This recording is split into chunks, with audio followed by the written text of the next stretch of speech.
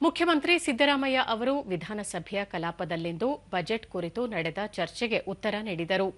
ಈ ವೇಳೆ ಅವರು ರಾಜ್ಯದ ಆಯವ್ಯಯದ ಗಾತ್ರ, ಬೆಳವಣಿಗೆ ಮತ್ತು ವಿತ್ತೀಯ ಕೊರತೆಯ ವಿವರಗಳನ್ನು ಉಲ್ಲೇಖಿಸಿದರು.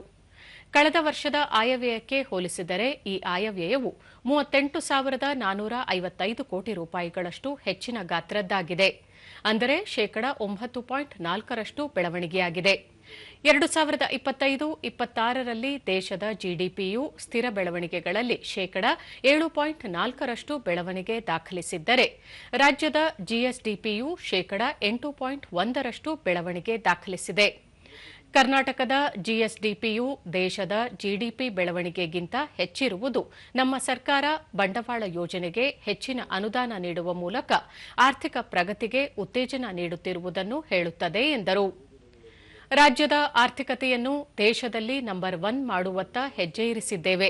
ನಮ್ಮ ವಿತ್ತೀಯ ಕೊರತೆಯು ನಮ್ಮ ಜಿಎಸ್ಡಿಪಿಯ ಶೇಕಡಾ 3ರೊಳಗೆ ಇದ್ದು, ಮುಂದಿನ ವರ್ಷಕ್ಕೆ ಶೇಕಡಾ 2.95ರಷ್ಟು ಇರಲಿದೆ ಎಂದು ತಮ್ಮ ಅಂದಾಜಿಗಿದೆ. ತಾವು ಮಂಡಿಸಿದ 17 ಆಯವ್ಯಯದಲ್ಲೂ ಆರ್ಥಿಕ ಶಿಸ್ತನ್ನು ಪಾಲಿಸಲಾಗಿದೆ. ಜನರಿಗೆ ಸಾಮಾಜಿಕ ನ್ಯಾಯ ನೀಡಿ ಆರ್ಥಿಕ ಸಾಮಾಜಿಕ ಶಕ್ತಿ ತುಂಬುವುದು ಮುಖ್ಯ. ನಾವು ಅಧಿಕಾರದಲ್ಲಿದ್ದಾಗ ಜನರಿಗೆ ಮಾಡುವ ಒಳಿತು ಅತ್ಯಂತ ಮುಖ್ಯವಾಗಿರುತ್ತದೆ. ಮಹಿಳೆಯರು, ರೈತರು, ಕಾರ್ಮಿಕರು, ಹಿಂದುಳಿದವರು, ದೀನದಲಿತರಿಗೆ ಶಕ್ತಿ ತುಂಬಿರುವುದು ಮುಖ್ಯವಾಗುತ್ತದೆ ಎಂದು ಹೇಳಿದರು. ರಾಜಕೀಯವಾಗಿ ಅಷ್ಟೇ ಅಲ್ಲದೆ ಆರ್ಥಿಕವಾಗಿ, ಸಾಮಾಜಿಕವಾಗಿ ಪ್ರತಿಯೊಂದು ಸಮುದಾಯಕ್ಕೂ ನ್ಯಾಯ ದೊರೆಯಬೇಕು.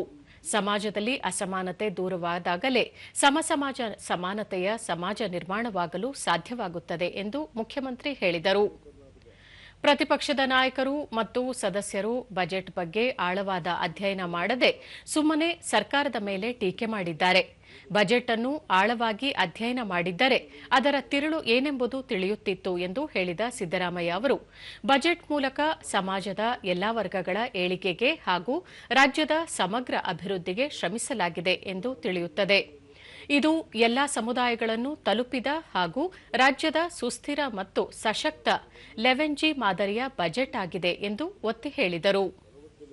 ನಿರ್ಧಾರದ ಮೂಲಕ ಸರ್ಕಾರ ತಾಂತ್ರಿಕವಾಗಿ ದಾಪುಗಾಲಿಟ್ಟಿದೆ. ಅಲ್ಪಸಂಖ್ಯಾತ, ಹಿಂದುಳಿದ, ದಲಿತ ಸೇರಿದಂತೆ ನಾನಾ ಸಮುದಾಯಗಳ ಅಭಿವೃದ್ಧಿಗೂ ಕೊಡುಗೆ ನೀಡಲಾಗಿದೆ. ನಾನಾ ಇಲಾಖೆಗಳಲ್ಲಿ ಖಾಲಿ ಇರುವ ಹುದ್ದೆ ಭರ್ತಿ ವಾಗ್ದಾನ ಮಾಡಲಾಗಿದೆ. ಸುಮಾರು 56,432 ಹುದ್ದೆಗಳನ್ನು ಈ ವರ್ಷ ಭರ್ತಿ ಮಾಡುತ್ತೇವೆ. ಇದು ವಿಜಯ ಕರ್ನಾಟಕದ ಎಡಿಟೋರಿಯಲ್. ವಿಜಯವಾಣಿಯವರು ಇದು ಬಹಳ ಮುಖ್ಯ. ವಿಜಯವಾಣಿ ಪತ್ರಿಕೆ ಎಡಿಟೋರಿಯಲ್ ಇದು ಜನಪ್ರಿಯತೆ ಮತ್ತು ವಾಸ್ತವದ ನಡುವಿನ ಬಜೆಟ್ ಆಗಿದೆ. ಬಡವರ ಹೊಟ್ಟೆ ತುಂಬಿಸುವ ಇಚ್ಛಾಶಕ್ತಿಯ ಜತೆಗೆ ರಾಜ್ಯದ ಬೊಕ್ಕಸವನ್ನು ಸುಸ್ಥಿತಿಯಲ್ಲಿಡುವ ದೂರದೃಷ್ಟಿಯ ಪ್ರಯತ್ನವೂ ಇದರಲ್ಲಿ ಕಾಣುತ್ತಿದೆ. ಇದು ವಿಜಯವಾಣಿ ಪತ್ರಿಕೆ ಎಡಿಟೋರಿಯಲ್. ಡೆಕ್ಕನ್ ಹೆರಾಲ್ಡ್ ಏನಂತ ಹೇಳ್ತಾರೆ ಅಂತಂದ್ರೆ, Siddaramaiah has delivered a carefully balanced feel-good budget